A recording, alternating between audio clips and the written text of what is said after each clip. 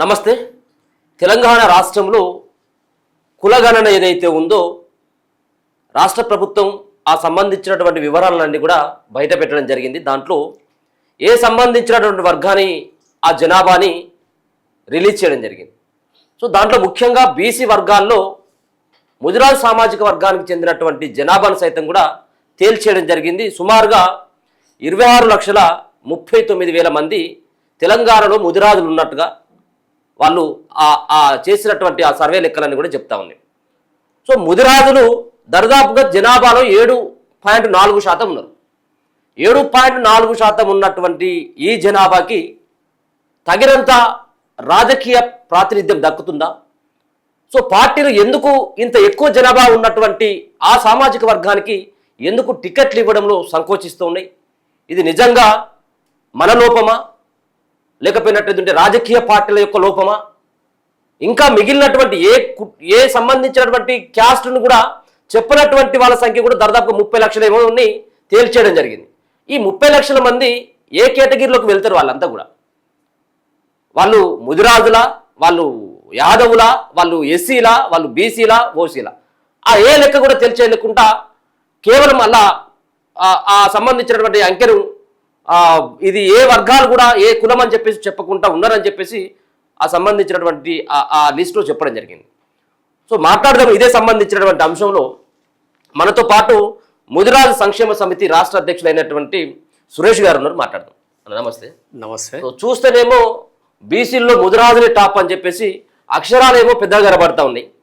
So చూస్తేనేమో రాజకీయంగా కానీ, ఆర్థికంగా కానీ, విద్యలో కానీ ఎందుకు ఈ వెనుకబాటుతనం, ఎందుకు ఈ ముదిరాజుల్లో ఇప్పటికి కూడా ఇట్లా కొనసాగుతుందని చెప్పేసి అంటే ఏం చెప్తారు దీని సమాధానం? మొదట ఈ మన తొలి వెలుగు యాజమాన్యానికి, అదేవిధంగా ప్రేక్షకులకు నమస్తే. ఈ భారతదేశంలో విభిన్న మతాలు, విభిన్న కులాలు, విభిన్న ప్రాంతాలు, విభిన్న సంస్కృతులు ఉన్న ఈ భారతదేశంలో ఒక రకమైనటువంటి పరిపాలన కొనసాగుతుంది. కులాల బేస్ చేసుకొని, అంటే ముఖ్యంగా మనువాద సంస్కృతి అనేది నేటికి కూడా పునాదులు అలాగే ఉన్నాయి. ఓకే, మనువాద సంస్కృతి దాటి రాలే. దానికి కారణం ఏంటంటే ఈ రాష్ట్రంలో ఈరోజు మనకు జనాభా లెక్కలు చెప్తున్నాయి, గతంలో కూడా చెప్పినాయి, 1920, 30 లెక్కలు చెప్పినాయి. ఎప్పుడు కూడా ఈ ప్రాంతంలో మూలవాసులు ఆదిమతేగా ముదిరాజులే అత్యధిక జనాభా, దీంట్లో డౌట్ లేదు. అంటే మన వాళ్ళు ఇప్పుడు ఏంటంటే విద్య లేకపోవడం చేత ముదిరాజులు చాలామంది ఏమనుకుంటారు అంటే, అరే ఇప్పుడు ఈ గవర్నమెంట్ చెప్పింది మనకి ఇంతకుముందు జనాభా అత్యధికంగా లేదు అని చెప్పి ఒక భావన ఉంది. కానీ అది తప్పది. మనం ఎప్పుడూ అత్యధికమే. కానీ విచిత్రంగా ఏంటంటే ఒక చిన్న సామాజిక వర్గాన్ని అణిచివేయచ్చు, కానీ ఇంత అతిపెద్ద సామాజిక వర్గాన్ని అణిచివేయడం అనేది ఇక్కడ ఉన్నటువంటి రాజనీతిజ్ఞత అందామా, లేకపోతే ఈ మనువాద భావజాలం అందామా, అర్థం కాని పరిస్థితి. ఇప్పటికైనా ముదిరాజులను పట్టించుకోవాలని చెప్పి ప్రభుత్వాలను విన్నవిస్తున్నాం. ఎందుకంటే లెక్కల్లో ఎన్ని లెక్కలు చేసినా అసలు ఈ ప్రాంతంలో యాక్చువల్గా కొన్ని వర్గాలు మనం చూస్తున్నాం, ఎస్సీల లోపల, ఎస్టీల లోపల ఎదుగుదల కనబడతా ఉంది. వాళ్ళు అడ్వాన్స్ అయిపోయారు చాలా మటుకు. ఇప్పుడు బ్రాహ్మణులతో పోటీ పడే విధంగా మందకృష్ణ మాదిగ గారు మాట్లాడితే రాష్ట్రం అంతా కూడా కళ్ళపైంచి చూసే పరిస్థితి వచ్చింది ఈరోజు. ఎందుకంటే వాళ్ళకు విద్య అనేది అత్యంత ప్రధానమైనటువంటిది. ఈ విద్య వాళ్ళకు లభించడం, ఈ విద్య ఉద్యోగాల్లో రిజర్వేషన్స్ అంబేద్కర్ గారు ఆనాడు రాజ్యాంగబద్ధంగా వాళ్ళకి హక్కులు కల్పించడం చేత వాళ్ళు ఈరోజు ఎదుగుదల కనబడ్డది. ఆ విద్య ఉద్యోగ రిజర్వేషన్ అవకాశాలు లేకపోవడం చేతనే ముదిరాజు జాతి వెనకబడ్డదని చెప్పి అర్థం చేసుకోవచ్చు. అయితే దీన్ని 1972లో దీనికి పునాదులు పడ్డాయి. ముదిరాజులను అణచివేయడానికి ఏదైతే ఈ రాష్ట్రంలో బీసీ కులాల వర్గీకరణ జరిగిందో అనంతరామన్ కమిటీ రిపోర్ట్ ప్రకారం, అప్పుడు మొట్టమొదటిసారిగా ఈ ప్రాంతం చెందినటువంటి పివి నరసింహారావు గారు ముఖ్యమంత్రిగా చేసి ఆయన హయాంలోనే ఈ ప్రాంత మూలవాసినటువంటి ముద్రాలను అణగదొక్కడం, యాదవులను అణగదొక్కడం అనేది అక్కడ బేస్ పడ్డది. ఓకే, అది కంటిన్యూ అవుతుంది ఇప్పటిదాకా కూడా. మనం ఒక్కసారి ఈ జనాభా లెక్కలు ఎన్ని తీసినా, జనాభా లెక్కలు ఈ ముద్రాజులను తొక్కడానికేనా ఉద్దేశించినాయి అని చెప్పి మనము ఈ లెక్కలను బట్టి మనం విశ్లేషించుకుంటే మనకు అర్థమైపోతుంది క్లియర్గా. మనం ఆ లెక్కల జోలికి పోతే మనకు దాన్ని అర్థం చేసుకున్న తర్వాత ఇంకెక్కడ పొరపాటు జరుగుతుంది, రాజకీయంగా జరుగుతుందా, మన కుల సంఘాల్లో నిర్మాణంలో లోపం ఉందా, మన సంస్కృతిని మెరుగుపరచుకోలేకపోతున్నాం అనేది అంటే చిన్న చిన్న మేనిఫెస్టోలలో ఇచ్చినటువంటి హామీల కోసం చిన్న చిన్న ఎంబీఎస్సీ కులాలు కూడా ఉన్నాయి దాదాపుగా మాదిగా మాల సామాజిక వర్గం తీసేసినాడు ఎంబీఎస్సీ కులాల్లో ఉన్నటువంటి సో తక్కువ శాతం ఉండొచ్చు కానీ వాళ్ళ జనాభా మాకు కూడా అన్యాయం అవుతుందని చెప్పేసి ప్రభుత్వం పైన తిరుగుబాటు చేసేటువంటి పరిస్థితుల్లో ఉన్నారు వాళ్ళంతా కూడా. కానీ ఎందుకు ఐక్యంగా ముదిరాజులు బయటకు వచ్చి మాకు అన్యాయం జరుగుతుంది మేనిఫెస్టో ముఖ్యంగా బీసీఏలకు తీసుకొస్తామని చెప్పేసి రేవంత్ రెడ్డి చెప్పినటువంటి అంశం పైన ఎందుకు ఉమ్మడిగా పోరాటం చేసేటువంటి పరిస్థితి ఎందుకు లేకపోతా ఉంది ముదిరాజులకి? ఎగ్జాక్ట్లీ. ఇప్పుడు నేను అదే చెప్తున్నా కదా, చిన్న కులాలు వాళ్ళు ఎంబీసీలు మాకు హక్కులు కావాలి, మాకు రాజా అధికారం కావాలి అని చెప్పి వాళ్ళు పోరాడుతున్నారు. చిన్న కులం అవును, కానీ ఈ రాష్ట్రంలో అత్యంత పెద్ద కులం అతి ఎక్కువ జనాభా ఉన్నటువంటి ముదిరాజులే ఏం చేయలేకపోతున్నారు, వాళ్ళు ఏం చేస్తారు. కానీ ఇక్కడ ఏంటంటే ఆ లోపం ఎక్కడ ఉంది అని, లోపం అనేది ఏదైతే ఈ రాజ్యాధికారంలో ఉన్నటువంటి వ్యవస్థ ఏదైతుందో అక్కడే జరుగుతుంది మనకు లోపం. నిజానికి ముదిరాలకు ఎందుకు వెనుకబడుతున్నారని ఏనాడైనా ఆలోచిస్తున్నాయి ఈ ప్రభుత్వాలు? ఇక్కడ కుల సంఘ నాయకులు ఆలోచించట్లేదు, ఇక్కడ ప్రభుత్వాలు, ఇక్కడ మేధావులు, ఇక్కడ అధికారులు ఎవరు కూడా ఆలోచించట్లేదు. నిజానికి దాన్ని తోవి చూస్తే ఈరోజు కొంతవరకు మనకు ఈ నివేదిక అనేది కొంత మనకు అర్థమవుతుంది. ఈ నివేదిక ద్వారా ముదిరాజులు ఎక్కడ వెనుకబడ్డారు, కానీ ఈ అంశాన్ని బయట తీయట్లేదు. ఇప్పటికి కూడా ఈ నివేదికలో కూడా పూర్తి స్థాయిలో లేదు ఈ నివేదిక అని చెప్పి మనం గంటపదంగా చెప్పాం. సో ఇప్పుడు ఉన్నటువంటి జనాభాలో 7.4% ఉన్నటువంటి ఈ జనాభాలో ఎప్పుడు చూసినప్పుడు కూడా ప్రతిసారి అసెంబ్లీ ఎన్నికలకు వచ్చిన తర్వాత 1-2 మాత్రమే కనబడతా ఉంటారు, ఏది ఎమ్మెల్యేలో ఎంపీలో లేకపోతే మిగతా వాళ్ళు. కానీ ఎందుకు రాజకీయంగా కూడా ఎందుకు మనం వెనుకపట్టుకుపోతా ఉన్నాం, ఎందుకు పార్టీలు ఎందుకు మనల్ని గుర్తించలేకపోతా ఉన్నారు? అసలు పెద్ద జనాభా, ఈ పెద్ద జనాభాకు రాజకీయ ప్రాధాన్యత ఇస్తే వాళ్ళకి మిగతా వారికి అవకాశాలు తగ్గుతాయి. ఇంకోటి ఈ కులంలోనే కొందరు మాత్రమే మా పెత్తనం ఉండాలనేటువంటి భావజాలం కూడా కొంత ప్రయత్నం జరుగుతూ ఉంది. నిజానికి విద్య లోపం, ప్రధానంగా విద్య అనేది ఉద్యోగ అవకాశాలంటే ఏ జాతినైనా సరే ముందుకు తీసుకెళ్తాయి. అంబేద్కర్ గారు అదే చేశారు. ఆనాడు విద్య ఉద్యోగ అవకాశాల్లో వాళ్ళ జనాభాకు తగ్గట్టుగా ఆయన కొట్లాడి తీసుకున్నాడు. ఇప్పుడు వాళ్ళ స్థానాన్ని ముద్రాల ద్వారా భర్తీ చేస్తున్నాయి ఇక్కడ ప్రభుత్వాలు. అంతే, ఈ ఖచ్చితంగా ఇక్కడ దీనిలో విద్య ఉద్యోగ రిజర్వేషన్లు ముద్రాలకు సాధించినంత వరకు అటు రాజకీయంలో రాణించరు, ఆర్థికంగా ఎదుగుదల జరగదు, సంస్కృతి మెరుగుపడదు. ఏదైతే నిజాం పాలనలో ఉన్నటువంటి మైండ్ సెట్ అయితే ఉందో అదే మైండ్ సెట్తో ఈరోజు ముదిరాజులు జీవిస్తున్నారు. వాళ్ళకి ఏమి ఒక మూర్ఖుడు అంటారు చూడండి, మూర్ఖుడికి ఏది చెప్పినా నమ్ముతాడు. అది మంచోడు చెప్పినా, ఇప్పుడు నేను పోయి చెప్తే నా మాట వింటారు, ఇంకోరు చెప్తే వాళ్ళ మాట వింటారు. వాళ్ళు ఏది మంచి ఏది చెడు అని తేల్చుకోలేని పరిస్థితుల్లో ఈరోజు ముదిరాజులు ఉండడానికి కారణం విద్య లేకపోవడమే. మనం ముదిరాజు సంక్షేమ సమితి ప్రధాన డిమాండ్ కూడా మాకు విద్యా అవకాశాలు కల్పించండి అని. ఎవరు ఉండాలి అసలు? ఇప్పుడు దీన్ని అంతా కూడా జనాలకి ముదిరాజులకి వివరించాలంటే ఒక నాయకుడు అనేటువంటి ఖచ్చితంగా ఉండాలి. సో మనం చూసుకోవచ్చు, మాల సామాజిక వర్గం నుంచి చూసుకుంటే ఒకరిద్దరు కనబడతా ఉంటారు, మాదిగ సామాజిక వర్గం నుంచి చూసుకుంటే మందకృష్ణ ఉంటాడు, ఒక గొల్ల వాళ్ళకు చూసుకున్నట్టయితే వేరే ఉంటారు, యాదవులకి ఇట్లా చెప్పుకుంటూ పోతే ఒక్కొక్క సంబంధించినటువంటి ఆ సామాజిక వర్గానికి ఒక లీడర్ కనబడతాడు. కానీ ముదిరాజులకు వచ్చేసరికి ఎందుకు ఏ లీడర్ అని చెప్పేసి మనం వెతుక్కోవాల్సినటువంటి చాలా చక్కటి ప్రశ్న. ఎందుకంటే అన్ని కులాలకు అడగకుండానే వరాలు దొరికినాయి వాళ్ళకి రిజర్వేషన్ ఫలాలు దక్కినాయి, వాళ్ళకి విద్యా అవకాశాలు వచ్చినాయి. ముదిరాజులు అడుక్కుంటున్నాగానే ఇచ్చే పరిస్థితులు ఇక్కడ ప్రభుత్వాలు లేవు. ఇక్కడ నాయకత్వాలు ముఖ్యంగా ఆ నాయకత్వాలు అజ్ఞానం అనుకుందామా ఏమనుకుందామో తెలియదు, కానీ ముదిరాజు జాతిని తొక్కుతున్నామన్న కామన్ సెన్స్ కూడా వాళ్ళకు ఉండట్లేదు. వాళ్ళు చేస్తున్న పొరపాట్ల మూలంగా యావత్ జాతి ఈరోజు నష్టపోతుంది. అరే ఈ జాతిని బాగుపరిస్తే వాళ్ళకి అవకాశాలు కల్పిస్తే మనం కూడా బాగుపడతామన్న సోయి వాళ్ళకు ఉండట్లేదు. దీన్ని ఏం చేస్తున్నాయంటే ప్రభుత్వాలు కూడా చూసి చూడట్టు పోతున్నాయి. అది ఈ జాతిలో ఇట్లనే ఉంటే బాగుంటుందనే భావన కనబడుతుందా అనేది మనం క్వశ్చన్ చేసుకోవాలి. అంటే ఇక్కడ నాయకత్వాలు ఏమి కూడా పూర్తి స్థాయిలో అసలు కావాలని చెప్పి అనిచేసే వ్యక్తులు కూడా దీనిలో చొరబడ్డారా అనేది ఒక డౌట్ వస్తుంది. అన్య కులస్తులు కూడా ఇక్కడ ఈ కులంలోకి ఎంటర్ అయిపోయి కులానికి రావాల్సిన హక్కులను కాకుండా ఈ ప్రజలను మైండ్ సెట్ను డైవర్ట్ చేస్తూ వాళ్ళకి రావాల్సిన హక్కులు రాకుండా చేస్తున్నారనే భావన కూడా మనకు స్పష్టంగా కనబడుతుంది. ఎందుకంటే మేము గత 4 సంవత్సరాలుగా మేము చేస్తున్న యాక్టివిటీస్ ద్వారా కావచ్చు, మేము ఒక రకమైన డిమాండ్ తీసుకొస్తే మళ్ళీ పక్కన ఉన్నటువంటి నాయకులు, కుల సంఘ నాయకులు ఇంకో రకమైన డిమాండ్ను ప్రజల ముందుకు ఉంచడం. కానీ ప్రజలు గమనిస్తున్నారు, ముదిరాజులు కొంత అక్కడక్కడ చైతన్యవంతమైనటువంటి ముదిరాజులు దీన్ని గమనిస్తున్నారు. ఈసారి ఎన్నికల్లో కూడా ఖచ్చితంగా వాళ్ళ ప్రతాపం చూసి. సో ఇప్పటికీ కూడా చాలా ముదిరాజు సామాజిక వర్గంలో ఉన్నటువంటి ప్రజలంతా కూడా ముదిరాజుల జీవితాలంటే కేవలం సభ్యతల వరకు మాత్రమే, కొన్ని చేపలకు సంబంధించినటువంటి అక్కడి వరకు మాత్రమే అన్నటువంటి తిరిగి అదే కనబడతా ఉంటుంది. అక్కడి వరకు మాత్రమే పరిమితం అయిపోతూ ఉంటారు. అనిల్ సార్, ఇక్కడ ఏంటంటే 2014 వరకు మనకు తెలంగాణ వచ్చే వరకు ముదిరాజులు మత్స్యకారులు అన్న సంగతి తెలియదు ఎవరికి. అప్పుడు ఉన్నటువంటి సభ్యత్వాల సంఖ్య నాకు తెలిసి 55,000 ఎక్కువ లేవు, అంతే. కొన్ని సొసైటీలు మాత్రమే.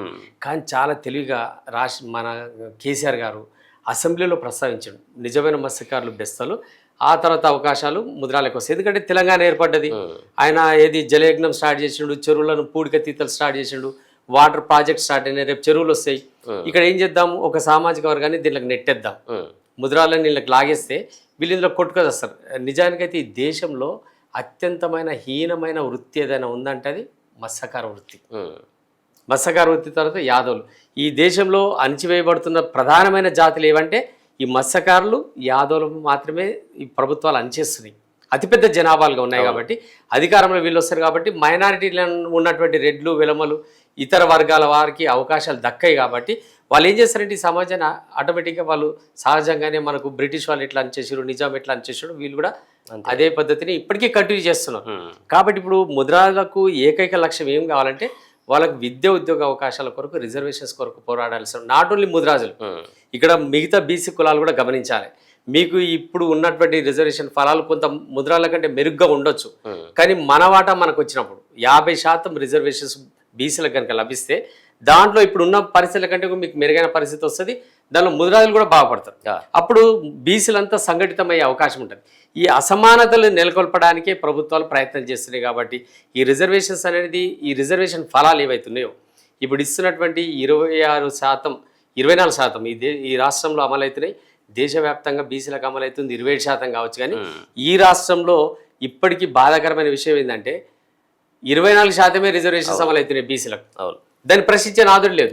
ఆ 24% బీసీ రిజర్వేషన్లో ముద్రాజులకు 0. ఎందుకంటే 561 మొన్న గ్రూప్ 1 సర్వీసెస్ మొన్న తెలంగాణ వచ్చిన తర్వాత అతిపెద్ద రిక్రూట్మెంట్, ఒక ఉన్నత స్థాయి లో ఉన్నటువంటి అధికారంలో ఉండాల్సినటువంటి వ్యక్తుల్లో ముద్రాలు ఉండాల్సింది. పేరుకు అతిపెద్ద జనాభా, నంబర్ 1 పొజిషన్లో ఉన్నాం, కానీ అక్కడ అధికారులు 0. ఒకే ఒక్కడు ఎంపీడీఓగా సెలెక్ట్ అయ్యింది ముద్రాజ్ కోట, అంటే బీసీ-డి కోటలో. అంటే బీసీ-సి అతి తక్కువ జనాభా, నిజానికి ఒక 20,000 జనాభా కూడా ఉంటుందో లేదు ఈ రాష్ట్రంలో. ఆ 20,000 జనాభా లేని దాని నుంచి 20 పైచీలకు గ్రూప్ 1 ఆఫీసర్ సెలెక్ట్ అయితే బీసీ-డి నుంచి ఒకే ఒక ఎంపీడీఓ పోస్ట్ 561. అంటే రిజర్వేషన్స్ ఏ స్థాయిలో ముద్రాలకు అమలవుతున్నాయి అనేది ఒక పెద్ద ఉదాహరణ. అవును, ఇక మెడికల్ సీట్లు అయితే చెప్పొచ్చు, మనం 35 మార్కుల నుంచి 40 మార్కుల వ్యత్యాసం ఉంటుంది ఏ గ్రూప్కి డి గ్రూప్, ఏకు డికి మధ్యన. అంటే దాదాపుగా ఒక 2 లక్షల పైచిలుకు, 2.5 లక్షలు ర్యాంక్ తేడా. అవును, ఒక ర్యాంకులో పోతేనే బాధపడతాం మనం, సేమ్ మార్క్స్ వచ్చి ఒక్క ర్యాంకులో మిస్ అయితేనే సీట్ బాధపడతాం. కానీ ఇక్కడ పిల్లలు చదువుకున్నా కూడా ప్రయోజనం లేదని చెప్పి వాళ్ళు మద్యానికి బానిసలైపోయి ఏదో ఉన్నంతలా కష్టపడుకుంటా తినుకుంటా కొన్ని 4 పైసలు మిగిలించుకున్నా కూడా చివరికి ఆరోగ్య పరిస్థితి లేక ఉన్న దాపెట్టుకున్న పైసలు జీవితాంతం దాపెట్టుకున్న ఆ డబ్బులు కూడా కార్పొరేట్ ఆసుపత్రులకు చెల్లించడం జరుగుతూ ఉంది. ఎందుకని మరి దీని గురించి ఇప్పుడు మీరు అన్నటువంటి ఈ ర్యాంకుల విషయంలో కానీ, ఉద్యోగాల విషయంలో కానీ ఇంత స్పష్టంగా మనకు ఒక అవగాహన ఉన్నప్పుడు ఎందుకు ప్రజల్లోకి అంత ముమ్మరంగా తీసుకోలేకపోవడానికి కారణం ఏమై ఉంటుంది? ఇక్కడ గమనించాల్సింది ఒకటి, మనం 2009లో రాజశేఖర రెడ్డి గారు ఈ లోపాన్ని గమనించి ఇక్కడ ముద్రాలకు అన్యాయం జరుగుతుందని చెప్పి ఆయన జీవో 15 ఇచ్చాడు. ఆయన ఇచ్చిన దాన్ని ఆయన చనిపోయి ఆయన బతుకుంటే ఈరోజు మనకి ఈ పరిస్థితి ఉండేది కాదు. కానీ వీళ్ళు ఏం చేశారు, అరే ముద్రాలకు మళ్ళీ ఎదిగితే మన నాయకత్వాలు పోతాయి అని చెప్పి కొంతమంది కుటిల బుద్ధితో అది రాకుండా తీసుకుపోయి ఆ ప్రభుత్వంతో సహా వీళ్ళు అక్కడ పోయి కోర్టులో వాదిస్తున్నాం, మేము కోర్టులో ఇచ్చేస్తున్నాం అని చెప్పి 12 సంవత్సరాలు ఎలాంటి వాదన లేకుండా దాన్ని నిర్వీర్యం చేశారు. జీవో 15 దాన్ని పోనీ ఆ టైంలోనే ముద్రా సంక్షేమ సమితి వచ్చేసి ఇంప్లీడ్ అయి దాన్ని సాధిద్దామనే సమయంలో ప్రభుత్వంతో కుమ్ముకాయ దాన్ని తీసుకొని వచ్చేసారు. తీసుకొచ్చిన తర్వాత దాని మీద ప్రయత్నమే జరగట్లేదు. ఇప్పటికి నేటికి కూడా ఈ కుల సంఘాలు ఏవైతున్నాయో పెద్ద పేరు చెప్పుకుంటున్నాయి, మహాసభ అని చెప్తున్నా, ఈ సంఘాలన్నీ కూడా రిజర్వేషన్ విషయంలో పూర్తి స్థాయిలో 100కు 200% ముద్రాజులకు అన్యాయం చేస్తారు అనే దాంట్లో ఎలాంటి సందేహం లేదు. అంతే, అనేక నిదర్శనాలు మన దగ్గర ఉన్నాయి. ఇప్పుడు ఎవిడెన్సెస్ని అసలు ఏమీ లేదు. సుప్రీంకోర్టులో ఒక డాక్యుమెంట్ అది బీసీ కమిషన్ నుంచి సమర్పించి దాని నుంచి కోర్టు నుంచి తీసుకురావడం ఎంత అన్యాయం. తెచ్చిన తర్వాత ఇప్పటిదాకా కూడా దాన్ని బీసీ సంఘాలు మనం బీసీ కమిషన్ పరిష్కరించకపోవడం కూడా, దాన్ని ప్రశ్నించకపోవడం కూడా సిగ్గుచేటు. 3 సంవత్సరాల తర్వాత నేనే తీసుకొచ్చిన సుప్రీంకోర్టు నుంచి నేనే సాధిస్తా బీసీ అని చెప్పిన బండప్రకాష్ సైతం 3 సంవత్సరాల తర్వాత మన బీసీ కమిషన్ మెట్లెక్కి అక్కడ ఏం మాట్లాడుకున్నాడో గుసగుస మాట్లాడి, కానీ అది ఆయన ఇచ్చిన నివేదిక జనాలకు తెలియదు, ఆ వాళ్ళు ఏం చెప్పారో కూడా బయటికి పొక్కలేదు. ఓకే. ఇది అంతర్గతంగా గూడు పుటానిలాగా ముద్రాజన అణచివేసే ప్రక్రియ జరుగుతుంది. సో ఒకరిద్దరు లీడర్లు ఉన్నప్పుడు కూడా వాళ్ళు నమ్మేటువంటి స్థితిలో కూడా లేదు. ఇప్పుడు మీరు అన్నటువంటి దాన్ని బట్టి జివో 15 కోసం కొట్టాడేటువంటి వాళ్ళు, లేకపోతే ముదిరాజులు రాజకీయంగా చైతన్యం కావాలన్నటువంటి దానిపైన వాళ్ళు ఎప్పుడు మాట్లాడినటువంటి పరిస్థితి లేదు. వాళ్ళు నమ్మేటువంటి స్థితిలో కూడా లేనట్టుగా కనబడతా ఉంది. ఇప్పుడు ప్రజలైతే పూర్తి నమ్మకం పోయింది. ఈ గతంలో తెలియలేదు కానీ అసలు హైకోర్టులో ఎందుకు కొట్టివేసిరి చెప్పానండి ఒక్క నాయకుడిని. ఇప్పుడు మన దగ్గర జాన్ ముదిరాజ్ అనే అబ్బాయి తర్వాత శివ ప్రశ్నిస్తున్నారు వీళ్ళు. అసలు హైకోర్టులో ఏం చెప్పింది మనకు? ఇప్పుడు జియో 15 ఎందుకు కొట్టేసింది? అది బీసీ కమిషనే కదా, ప్రభుత్వమే కదా ఇచ్చింది. అవును, ఒక ప్రభుత్వం అన్ని ఆలోచించే కదా ఇస్తుంది బీసీఏ. అంటే ముద్రాల స్థాయి బీసీ అనేది అంటే బీసీఏ కులాల యొక్క లక్షణం ఒకటి ఉంటుంది మనకు అనిల్ ఇక్కడ. ఒకటి ఏంటంటే ముఖ్యంగా ఆదిమత్యగా విముక్త జాతి సంచార అర్ధ సంచార లక్షణాలు ఉన్నటువంటి కులాలను బీసీఏలో పెట్టాలి. ఓకే. బీసీబీ అంటే వృత్తి కులాలు. నువ్వు ఈ ఆదిమత్యగా విముక్త జాతి లక్షణం ఉన్నటువంటి ముద్రాజులను తీసుకుపోయి డీలెట్ల పెడతావు ఉన్నత కులాలతో పాటు. అవును, మున్నూరు కాపుతోని తర్వాత ఇతరత్ర వేరే కులాలతోని. పొన్నీల వృత్తి కులాలు ఉన్నాయని చెప్పి ముద్రా సంఘాలు వాదిస్తే పిచ్చి వాదన అది. బీసీఏ వృత్తి కులాలది కాదు, అది ఆదిమత్యగా వెనుకబడ్డ అంటే మానసికంగా అప్పటికే బాగా వెనుకబడినటువంటి జాతి, బానిస లక్షణాలు ఉన్నటువంటి ఏకైక జాతి ఏది ఎస్సీల తర్వాత ఏదంటే ముద్రాజే. సెన్సెస్ విషయంలో మీ దగ్గర ఉన్నటువంటి డేటా ఏంటిది? నిజంగా కూడా ఇంతకంటే ఎక్కువ జనాభా 7.4 అంటే దాదాపుగా 26,39,000 మంది అని చెప్పేసి చెప్తా ఉన్నారు. సో మనం మీరు అనుకున్నటువంటి లెక్కే కరెక్టే అట్లనే దానికి మ్యానిపులేటెడ్ లాగా ఉంది అంతా అంకెల గారడి చేసి ఇంకా ఎక్కువ ఖచ్చితంగా ఇది నిబద్ధతతో చేసినటువంటి సెన్సస్ మాత్రం కాదు. మనం ఒకసారి చూద్దాం.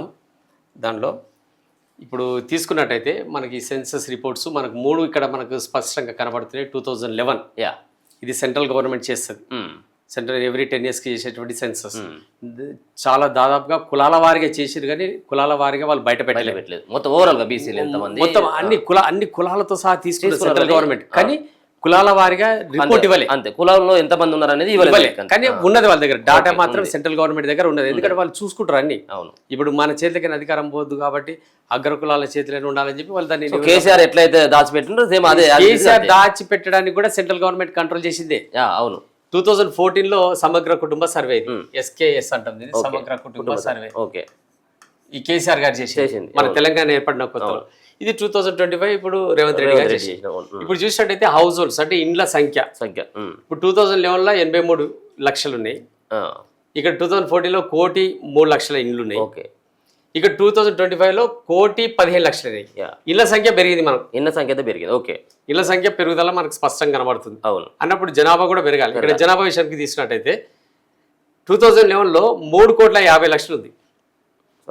సరే, ఒక 3 ఏళ్ల నాటికే దాదాపుగా 18 లక్షల జనాభా 19 లక్షల జనాభా ఇక్కడ పెరిగింది. 2011 2014 3 సంవత్సరాలు పెరిగింది. కానీ తీరా ఇక్కడికి వచ్చేసరికి 2025కి వచ్చేసరికి తగ్గింది. ఇల్లు పెరిగినాయి, జనాభా తగ్గింది. అంటే ఇక్కడనే దీంట్లో ఒక వ్యాలిడిటీ అనేది కోల్పోయింది, సెన్సస్ వ్యాలిడిటీ కోల్పోయింది. ఎందుకు తగ్గించి చూయించారు దీన్ని అనే దానికి మనం దీన్ని కొంచెం డెప్త్గా 2014 సెన్సస్ ఒకటే రోజులో చేసిన సమగ్రమైన రిపోర్ట్ తీసుకున్నాడు కేసీఆర్ గారు. ఎందుకంటే తెలంగాణ గురించి కొట్లాడిన నాయకుడు కాబట్టి, ఈ ప్రాంతం అభివృద్ధి పట్ల ఆయన కాంక్ష ఉంది కాబట్టి ఆయన ఏ పని చేసినా పర్ఫెక్ట్ చేస్తాడు. కాకపోతే అంతర్గతంగా ఎవరిని అంచాలనేది చేస్తాడు. అది రాజకీయ ప్రయోజనాల కొరకు ఆయన చేసే కథలు చేసాడు, కానీ రిపోర్ట్ మాత్రం పర్ఫెక్ట్ డాటా తీసుకున్నాడు. దీన్ని మనం తప్పుపట్టడానికి వీల్లేదు. అయితే ఇక్కడ ఈ పాపులేషన్ 3,68,00,000లో ఆ రోజు బీసీల జనాభా ఎంత అంటే 1,80,00,000 ఉంది. ఓకే, 2014. ఓకే, ఇప్పుడు ఏమైంది? అదే జనాభా బీసీల జనాభా దాదాపుగా 11 సంవత్సరాల తర్వాత తగ్గింది. 2014లో 1,80,00,000 ఉన్నటువంటి జనాభా 2025 వచ్చేసరికి 20 లక్షలు, దాదాపుగా 21 లక్షల దాకా తగ్గింది. 21 lakhs రెడ్యూస్ అయింది. అవును, సరే ఇది ఎట్లా చేసిండు మరి, దీన్ని ఎందుకు తగ్గింది అనేది మనం ఇక్కడ చూడొచ్చు. మనం ఇప్పుడు 1,80,00,000 ఇక్కడ జనాభా ఉంది కదా, దీన్ని ABCD గ్రూప్లకు మనం వర్గీకరించి చూస్తే అప్పుడు బీసీల జనాభా మొత్తం ఏ గ్రూప్ లో 30 లక్షలు చూపించండు అప్పుడు. Okay, 30 lakhs. బి గ్రూప్ లో 56 లక్షలు చూపించండు. ఓకే, డి గ్రూప్లో 66 లక్షలు చేయించాం. ఉమ్. ఈ 3 కలిపితే ఎంత అవుతుంది? 1,52 లక్షలు అవుతుంది. అవును. కానీ యాక్చువల్గా జనాభా ఎంత ఉంది? 1,80. 1,85. ఉమ్. ఇంకా రిమైనింగ్ ఒక 30 లక్షల వరకు ఏమైందంటే కులాల సంఖ్య, కులాల పేరు తెలవని ఉమ్. జనాభాగా చూపించిండు దాంట్లో. సో ఇదంతా కూడా కులాల జనాభా తెలియనటువంటి దాన్ని చూపెట్టిన కూడా ఇదంతా కూడా బీసీ వర్గాలకు ఇది సంబంధించి బీసీలు చూపించింది. మళ్ళీ నీకు సమగ్ర కుటుంబ రిపోర్టు ప్రభుత్వం చేసింది కాబట్టి ప్రభుత్వ రికార్డులో ఉంటుంది. అది అధికారికంగా నిర్వహించారు కాబట్టి అవును. అది ఎక్కడ పోదు. అది డిపార్ట్మెంట్లకు సర్క్యులేట్ చేసారు. ఉమ్. దాని ప్రకారమే పరిపాలన జరిగింది. ఆ రిపోర్ట్ను మనకు తీర్మానాలను కూడా బయట పెట్టిండు, అందరు పెట్టారు. ఉమ్. కానీ విచిత్రం ఏంటంటే ఇంతమంది బీసీ మేధావులు ఉన్నారు, బీసీ సంఘాలు ఉన్నాయి, ఎవ్వరు కూడా ఈ జనాభాను ఎక్కడ కూడా మాట్లాడాలి. అవును. సెన్సస్కి ముందు ఉమ్. 30 లక్షల జనాభా, 30 లక్షలు నాట్ సింగిల్ పాపులేషన్, 1,000, 2,000, 2 లక్షలు, 3 లక్షలు కాదు, అవును. 30 లక్షల జనాభా కులం తెలియని దాన్ని డి గ్రూప్లో పెట్టేసి బీసీలో చూపించారు. ఈ మొత్తం కలిపితే దాదాపు దీనంతా వస్తాయి. అవును.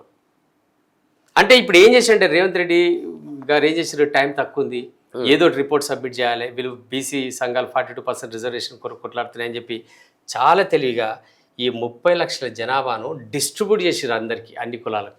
ఓకే. విత్ ఓసీతో సహా. ఓసీతో సహా. ఎట్లా అంటే ఇక్కడ చూడండి, ఇక్కడ వీటిని పెంచారు. వీటిని పెంచుతూ బీసీ కులాలకు దాదాపుగా 21 లక్షలు కలిపాడు దాంట్లో. 30 లక్షలకి 21 లక్షలు ఈడ కలిపాడు. అవును. ఓ 3 లక్షలు ఈడ రెడ్డిలకు కలిపాడు. ఓకే. రెడ్డిల జనాభా ఎంత ఉండే? 13,93,000 ఉండే. దాన్ని తీసుకపోయి 3.8 ఉన్న 4% ఉన్నదాన్ని 5% చేసేసిండు దాన్ని. నేను రెడ్డిల జనాభా. అవును. ఆ ఒక్క కులానికే పెంచేసుకున్నాడు. ఉమ్. అగ్ర కులాల ఇది ఒకటి మాత్రమే 10 లక్షలు దాటిన జనాభా, ఇంకా ఏ కులానికి లేదు.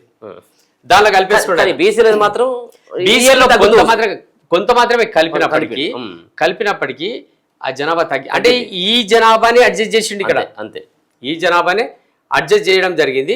అంటే దీనిలోకి ఇప్పుడు ఈ బీసీ జనాభా ఎందుకు తగ్గిందంటే దీనిలో ఇంకొక 10 లక్షలు అట్లా వేరే దాంట్లోకి పోయింది. అవును. కొంత ఎక్కువ చేసినాడు. ఇప్పుడు ఇక్కడ ఎంత చేయించిండు? 1,03,60,000 అంటే దీన్ని తగ్గించాడు కదా, దీనిలో మ్యానిపులేట్ చేసిండు, మొత్తం అంతా అది సెట్ చేసిండు. ఇది జనాభా లెక్కల్లో గ్యామ్లింగ్ చేసింది మనకు స్పష్టంగా కనబడుతుంది.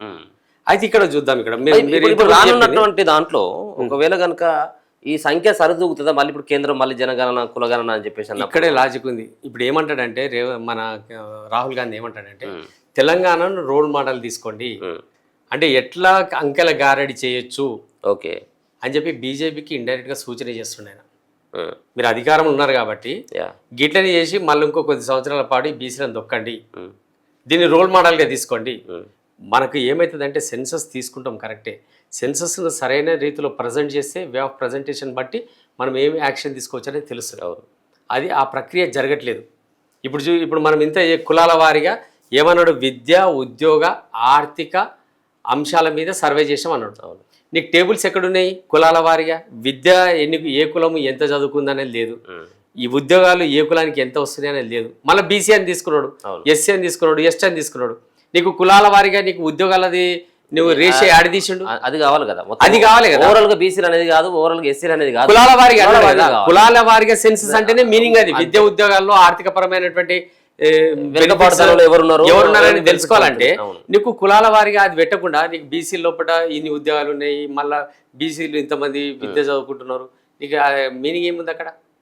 సేమ్ నేను రేపు కేంద్ర ప్రభుత్వం చేపట్టబోయే ఈ నివేదికలో కూడా ఖచ్చితంగా కులాల వారీగా విద్య ఉద్యోగాలు ఏ ఉద్యోగాలు ఎవరు పొందుతున్నారు అనే దానిలో స్పష్టమైన వివరాలు రావాల్సిందే. సో మీరు ఇంత మీ దగ్గర డాటా ఉంది, ఇంత మేధావులు, ఇది అంతా మనం ఒక కమిటీలు వేసి ఫామ్ చేసి జిల్లాలో ఇటువంటి ఒక ప్రచారాన్ని తీసుకొని వెళ్ళి ఎందుకు ఇలాంటి వాళ్ళు ఎందుకు మౌనంగా అంటే మనకు ఏమవుతుందంటే ఇప్పుడు మనము కొంచెం పోరాడుతున్నాము కమ్యూనిటీ గురించి. నేను రిక్వెస్ట్ చేస్తున్నా, ఇప్పుడు ఏంటంటే మన అంతర్గత సమస్యనే ఇది ప్రధానంగా ఉంది, ఇతర సంఘాలతో మనం పోరాడే పరిస్థితి లేదు. అంతర్గతంగా నాయకులు కూడా మనకు సహకరించట్లేదు. నేను అందరి దగ్గరికి పోయినా, ముదిరాజులు ఉన్నటువంటి ఈటల రాజేందర్ దగ్గరికి పోయినా, కాసం జ్ఞానేశ్వర్ దగ్గరికి పోయినా, బండ ప్రకాష్ దగ్గరికి పోయినా, నీలం మధ్య దగ్గరికి పోయినా, వాకటి శ్రీఆర్ దగ్గరికి పోయినా, చెప్పిన వాళ్ళు రిసీవ్ చేసుకునే పరిస్థితి లేదు. ఇక్కడ మనకు అసమానతలు చెప్తాను. ఇప్పుడు ఎందుకు ఇది మనకు ఈ డాటా ఎందుకు తెలియపుతుందంటే ఇప్పుడు మేధావులు కూడా మాట్లాడాలి ఈ విషయం. కంచాయిలయ్య కావచ్చు, మనకు చిరంజీవి సార్ కావచ్చు, ఇప్పుడు పూర్ణచంద్రరావు కావచ్చు, ఇంకా ఎవరైనా మేధావులు అనేక మంది మేధావులు ఉన్నారు, మాట్లాడాలి. ఇప్పుడు ఏ గ్రూపులో ఇప్పుడు చూసినట్టయితే దీన్ని తీసుకుందాం మనం. ఏ గ్రూప్లో 30 లక్షలకు 7% ఉంటుంది రిజర్వేషన్. 66 లక్షలకు 7% ఎట్లుంటది? అవును. ఈ ప్రక్రియ ఎప్పటి నుంచి స్టార్ట్ అవుతుంది? ఇది 1972 నుంచి, 50 సంవత్సరాల నుంచి ఇదే ప్రక్రియ కొనసాగుతుంది కదా. అవును. మరి ఈ డి గ్రూపులు ఎవరిని చేర్చారు? ఉన్నత వర్గాలను కదా, మున్నూరు కాపులను, తర్వాత వీరశైవ లింగాయతులను, శాతాని శ్రీ వైష్ణవులను, కొన్ని ఇతర అభివృద్ధి చెందిన కులాలను చేర్చారు కదా. అవును. మా వాళ్ళతో మైండ్ సెట్ తక్కువ ఉన్నటువంటి ముద్రాలు ఎట్లా పోరాడతారు అనుకుంటున్నారు? అందుకే కదా ఇప్పుడు మన గ్రూప్ 1 సర్వీసెస్ లో ముద్రాలకు 0% ఉద్యోగాలు వచ్చినాయి.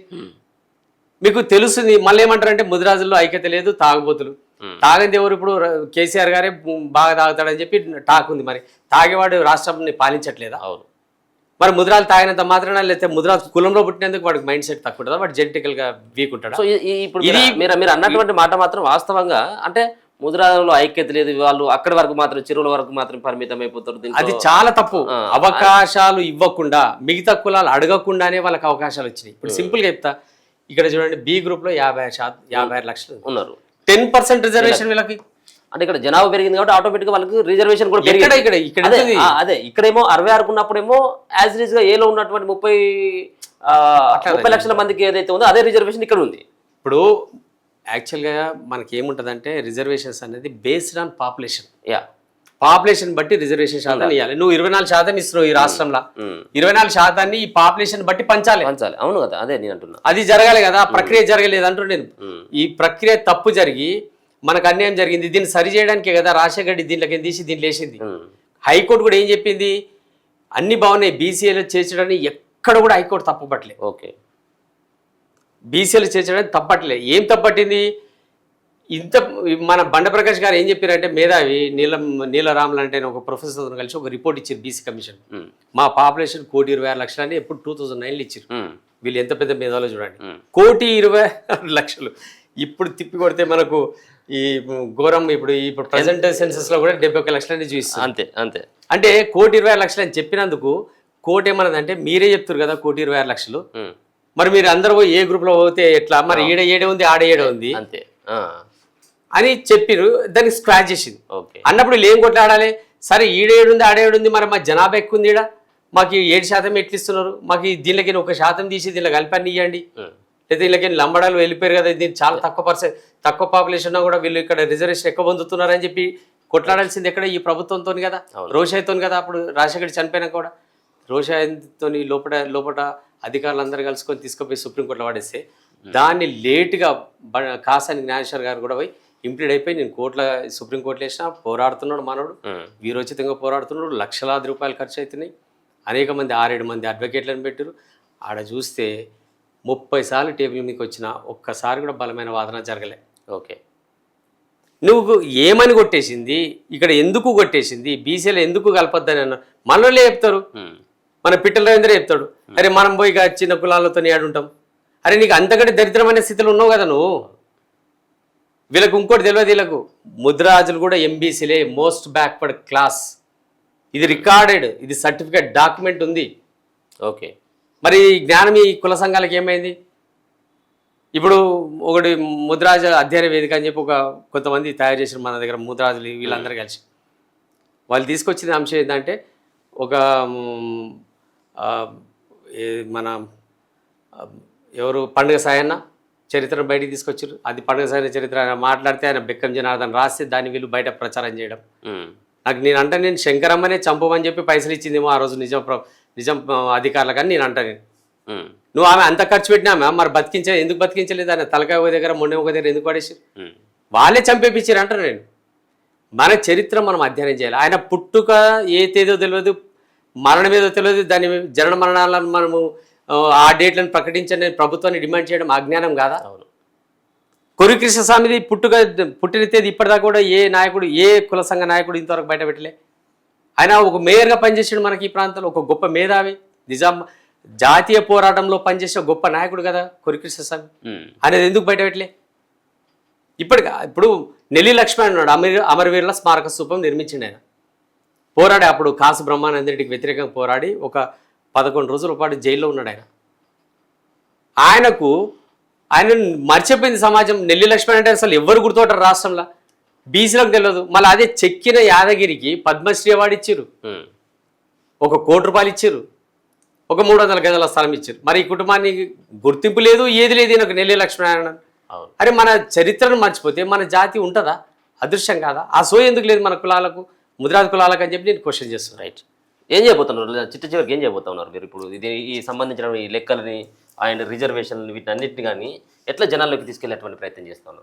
ఇప్పుడు చూడండి, ఇక్కడ మనకు దీంట్లో బీసీ పాపులేషన్ చూసినట్టయితే 242 కులాలు ఉన్నాయని చెప్పిన ఈ రాష్ట్రంలో 10 కులాల జనాభా 60% ఉంది. ఓకే. Only 10 caste. ఓకే. వీళ్ళు ఎప్పుడు చిన్న చిన్న కులాలకు వాళ్ళకి అన్యాయం జరుగుతుంది, అన్యాయం జరుగుతుంది. అన్ని పెద్ద కులాల ముద్రాజ్ యాదవులకి అన్యాయం జరుగుతుంది. ఇక్కడ పెద్ద కులాలకి అన్ని తీవ్రమైన అన్యాయం ఉంది. నువ్వు చిన్న కులాల గురించి పట్టించుకుంటున్నా అంటే పెద్ద వీళ్ళు మేధావులన్నా ఏమనాలి? ఇప్పుడు చూడండి, మొత్తం 56 కులాల జనాభా కలిపితే 90%. దీంట్లో ఈ 90% జనాభా 56 కులాలు అంటే 10% జనాభా ఇక మిగతా ఇక ఎన్ని కులాలు? ఇక 242లో 190 కులాలు ఉన్నాయి. ఇంకా అసలు కులాల సంఖ్య పెంచుతున్నారు వీళ్ళు. కులాలు ఉండొద్దు అనేటోళ్ళు కూడా కులాల సంఖ్య పెంచుతూ వస్తున్నారు. ఇది మరి జనాభా విషయానికి వచ్చినట్టయితే ఇక ఎంప్లాయ్మెంట్ చూస్తే చూడండి, యాక్చువల్గా యావరేజ్ ఎంత ఉంది ఎంప్లాయ్మెంట్లో అంటే 2.3 పాయింట్ సంథింగ్ ఉన్నది. ప్రతి కులంలో ఈ నిష్పత్తి మన ఏది రాష్ట్రం సగటు నిష్పత్తికి అనుకూలంగా ఉండాలి. ముద్రాలది ఉందా మరి? 0.001 కూడా లేదు. ఓకే. ఈ బీసీలలో 2.3, బీసీలో 2.3 ఉంది. ఓకే. అంటే అన్ని కులాలు కలిపి అది, కానీ దాంట్లో మాత్రం ముద్రాజ్ 0.01% కూడా ఉండదు. నువ్వు దీంతో పోల్చాలి కదా, అంటే నువ్వు వెనుకబడ్డట్టే కదా, నీకు ముద్రాలకు రిజర్వేషన్స్ వస్తలేవు అన్నట్టే కదా. దీన్ని ఎందుకు నెగ్లెక్ట్ చేస్తారని మన ప్రైవేట్ రంగంలో చూసుకుందాం. బీసీలేమో 6.3% ఉన్నాం. ఓకే. ఇక్కడ కూడా చూడండి, ఓసీల పర్సెంటేజ్ చూడండి, గవర్నమెంట్ ప్రభుత్వ ఉద్యోగాల్లో దీంట్లో ఎట్లా ఉంది? ఇప్పుడు ఇది ప్రైవేట్ 6.3 ఉంటే దీంట్లో ముద్రాలు ఎంత ఉంది? ప్రైవేట్ రంగంలో అసలు మీగరే, అసలు ఘోరంగా ఉంటది. ప్రైవేట్ రంగంలో మనకు లేబర్ తప్పించి నీకు హోటల్లో సర్వర్ గా పనిచేయడానికి కూడా ముద్రాజుని తీసుకోరు. ఈరోజు బీహార్ వాడు వచ్చి వాడు జైన్ అవుతున్నాడు, మంచిగా మన లిప్స్టిక్ పెట్టుకొని పిల్లల్ని అందరినీ దించుతున్నారు బీహార్ నుంచి. ముద్రాలో ఒక ముద్రాజుని తీసుకొచ్చి ఎవడన్నా కాపలదారుగా మాత్రమే పనికి వస్తాడు, కానీ మిగతా దేనికి కూడా పనికి రావట్లేదు. ఇప్పుడు చూడండి, ప్రైవేట్ రంగంలో కూడా ఎంత ఉంది చూడండి, ఓసీలది. అవును. దీనిలో ఎస్టీలు తక్కువ ఉన్నారు ప్రైవేట్ రంగంలో తీసుకున్నట్టు. ఇందులో కూడా ఇంకా చాలా మ్యానిపులేషన్ ఉంది దీంట్లో కూడా. ఓకే. నేను అంటాను, ఇప్పుడు భూములు వీళ్ళ చేతులనే, ఉద్యోగాలు వాళ్ళ చేతులనే, ఎకానమీ వాళ్ళ చేతులనే, ఇండస్ట్రీస్ వాళ్ళ చేతులనే. ఎక్కడ బాగుపడుతుంది? ఈరోజు జనాభాకు తగ్గట్టుగా తక్కువ భూమి ఉన్న అతిపెద్ద కులాలలో ముద్రాజ్ ఉంది, తర్వాత ముస్లిమ్స్ ఉన్నారు. ఓకే. ముద్రాజ్ ముస్లిమ్స్ తప్పించి ఏ కులమైనా, ఏ పెద్ద కులమైనా సరే భూమి కూడా వాళ్ళకు ఉండాల్సిన జనాభా కంటే కూడా ఎక్కువగా ఉంది. ఓకే. ముద్రాజ్లో కూడా కొందరు వ్యక్తుల దగ్గర మాత్రమే కొన్ని వేల ఎకరాలు ఉంది. భూమి లేని కుటుంబాలు అనేకం ఉన్నాయి ముద్రాజుల్లో. వాడికి భూమి లేదు, విద్య లేదు, ఆర్థికపరమైన సపోర్టు లేదు, ఉద్యోగ అవకాశాలు లేవు. ఎట్లా ఎదుగుతాడు? ఇవి ప్రభుత్వాలు దీనికి పట్ల నివేదిక ఇవ్వాల్సిన అవసరం లేదా? చెప్పాల్సిన అవసరం లేదా? ఎందుకంటే వీళ్ళది దోచుకొని తినడమే అంతే. వాళ్ళకి అస్తమానం పెద్ద మొగ్గులు కట్టుకోండి, చేపల చెరువుల చేపలు ఉచిత చేప వీళ్ళని తీసుకొచ్చి దోశలో వాడేస్తారు, పట్టుకోండి దాంట్లో అంతే. అది కూడా కాంట్రాక్ట్లకే బెనిఫిట్. ఎవరైతే కుల సంఘ నాయకులు ఉన్నారో వాళ్ళకి మాత్రమే బెనిఫిట్ అవుతుంది. సామాన్య ముద్రాజుకు సంవత్సరానికి 10,000 ఆదాయం కూడా లేదు. మరి ఆ కనీసం ఈ కుల సంఘ నాయకులు ఆ మన సొసైటీలను సంస్కరించమన్న సోయి లేదు. మన దాంట్లో మనకే గొడవలు పెడతారు వీళ్ళు. అవును. బెస్సలతో అసలు గొడవలే రావు. నువ్వు కొత్త జియో 6 ఇప్పుడు మనకు తెచ్చిండు ఎవరు, ఈటల రాజేందర్ తెచ్చిరు అంటున్నావు. నీకు ఎక్కడ అమలవుతుంది? నువ్వు తెచ్చాడ పడేసి అయిపోయినా నువ్వు పట్టించుకోవా? నువ్వు ముద్రాల గురించి నీకు వేరే కులాలు అన్నీ కావాలి, నేను అందరి వాడిని నేను అందరినీ చూస్తూ అంటావు, నేను ముద్రా కులం ఒక్కరిని కాదంటావు. మరి నువ్వు ముద్రా కులం పేరు చెప్పుకొని ఎందుకు నువ్వు ముందుకు వస్తున్నావు? నువ్వు ఎందుకు పర్యటన గ్రౌండ్లో సభ పెట్టినావు? ఈరోజు ముద్రాల సభ ఎందుకు పెట్టినావు? ఆ రోజు జనప్రదర్శన ఎందుకు చేసుకున్నావు? ముద్రాల పక్షాన్ని ఎందుకు నిలవడం? మాకు రిజర్వేషన్స్ ఎందుకు, మా రిజర్వేషన్ గురించి ఎందుకు మాట్లాడవు? బండ ప్రకాష్ అయితే ద్రోహం చేస్తున్నాడు, మత్స్యశాఖలో ద్రోహం చేసిండు, ఇక్కడ రిజర్వేషన్స్లో ద్రోహం చేసిండు, అక్కడ ఆత్మగౌరవ భవనాల్లో ద్రోహం చేసిండు.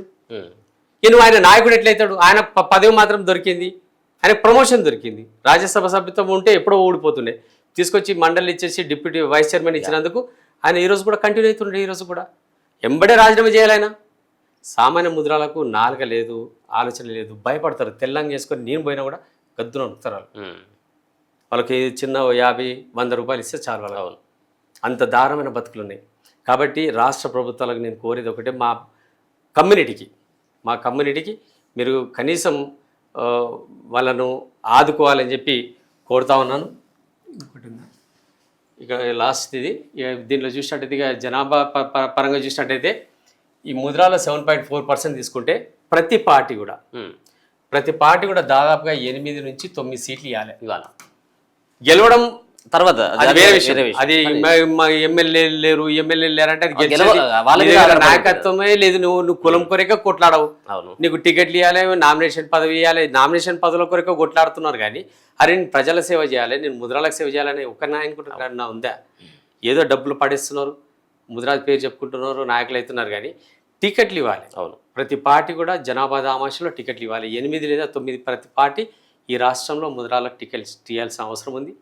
అది ఏ నాయకుడైతే ముద్రాలకు సేవ చేస్తాడో ఆ నాయకుడిని గెలిపించుకోవాలి. ఏ నాయకుడైతే ముద్రాలకు ద్రోహం చేస్తాడో ఆ నాయకుని ఖచ్చితంగా ముద్రాజులు ఓడించి తీరాలి. ఇది ఈ మనం చెప్పదలుచుకున్నది. ప్రభుత్వం కూడా ముద్రాల పట్ల సానుకూల దృక్పథంతో వ్యవహరించాలని చెప్పి ఈ మన తొలి వెలుగు ద్వారా నేను ప్రభుత్వాన్ని వేడుకుంటాను. థ్యాంక్ యూ సురేష్ గారు, చాలా విలువైనటువంటి సమాచారం.